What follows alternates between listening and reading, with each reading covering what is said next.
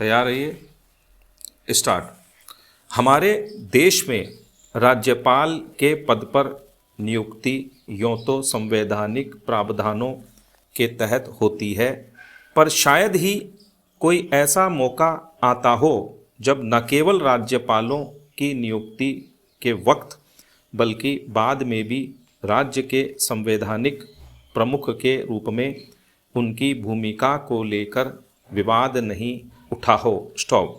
ताज़ा विवाद कर्नाटक का राज्यपाल बनाए गए सुप्रीम कोर्ट के पूर्व जस्टिस एस अब्दुल नज़ीर को लेकर उठा है। स्टॉप। वे अयोध्या प्रकरण, 3 तलाक और नोटबंदी जैसे अहम मामलों में फैसला देने वाली सुप्रीम कोर्ट की बेंच का हिस्सा रहे हैं। स्टॉप। कांग्रेस ने इसे न्यायपालिका की स्वतंत्रता को लेकर खतरा बताया है। स्टॉप। हाल ही देश में जिन 13 राज्यपालों की नियुक्ति व पदस्थापन किया गया है, उनमें जस्टिस नज़ीर 39 दिन पहले ही सेवानिवृत्त हुए हैं। स्टॉप। सत्ता में चाहे कोई भी पार्टी रहे, ऐसी नियुक्तियां पहले भी होती रही हैं। स्टॉप। पर यह कोई पहला मौका नहीं है जब सुप्रीम कोर्ट या हाई कोर्ट के न्यायाधीशों को राज्यपाल या विधायिका का हिस्सा बनाए जाने पर विवाद हुआ हो। स्टॉप।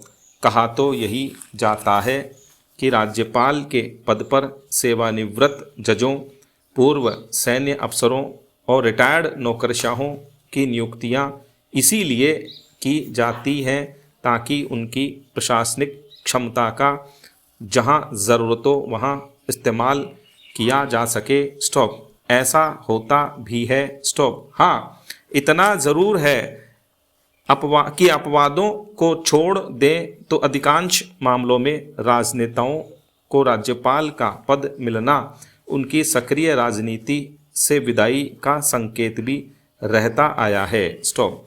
वैसे राजनीतिक दलों से संबद्ध रहे नेताओं ने भी राज्यपाल बनने के बाद अपनी प्रशासनिक क्षमता व संवैधानिक समझ के उदाहरण भी खूब पेश किए हैं। स्टॉप।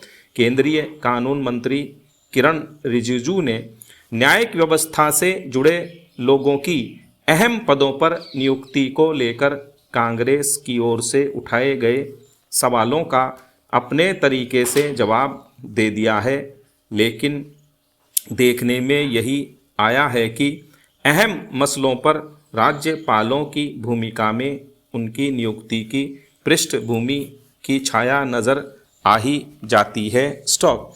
हमारे संविधान में राज्यपाल का पद सृजित करने के पीछे मंशा यही थी कि विशिष्ट प्रतिभा के धनी व्यक्ति जो राजनीतिक सोच से वास्ता नहीं रखता हो कि इस पद पर नियुक्ति हो। स्टॉप। राज्यपाल जैसे पद पर एक भी नियुक्ति पर विवाद को दुर्भाग्यपूर्ण ही कहा जाएगा। स्टॉप। संवैधानिक पदों पर जजों, सैन्य अफसरों अथवा नौकरशाहों को सेवानिवृत्ति की निश्चित अवधि खत्म होने के बाद ही नियुक्ति दी जाए तो इस आशंका पर विराम लग सकेगा कि नियुक्ति की वजह सेवा काल में सत्ता पार्टी का पक्ष लेने की एवज में उपकृत करना है। स्टॉप।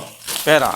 राजस्थान की स्वास्थ्य सेवाएं गड़बड़ाने के कगार पर पहुंच जाएं, इससे पहले राइट टू हेल्थ विधेयक का विरोध कर रहे निजी अस्पतालों के संगठनों और सरकारी प्रतिनिधियों को बातचीत कर तमाम उलझनों को दूर कर लेना चाहिए। स्टॉप। राज्य के चिकित्सा मंत्री ने फिर कहा है कि सरकार राइट टू हेल्थ विधेयक जरूर लाएगी और विधानसभा के चालू सत्र में ही इसे पेश किया जाएगा। स्टॉप।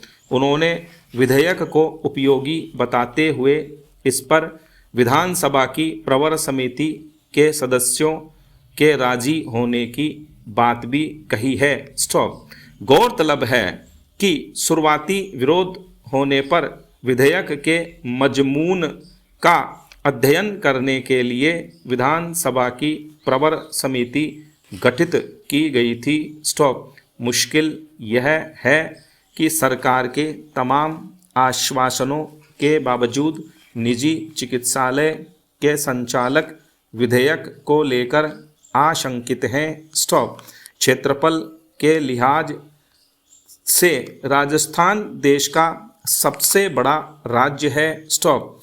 मिड सेंसस के अनुसार जुलाई 2022 तक प्रदेश की आबादी 8 करोड़ को पार कर गई है। स्टॉप। असमान जनसंख्या घनत्व के चलते प्रदेश के हर नागरिक को चिकित्सा सुविधा उपलब्ध कराना सरकार के लिए बड़ी चुनौती है। स्टॉप। प्रदेश की स्वास्थ्य सेवाएं 55,000 चिकित्सकों के भरोसे चल रही है। स्टॉप।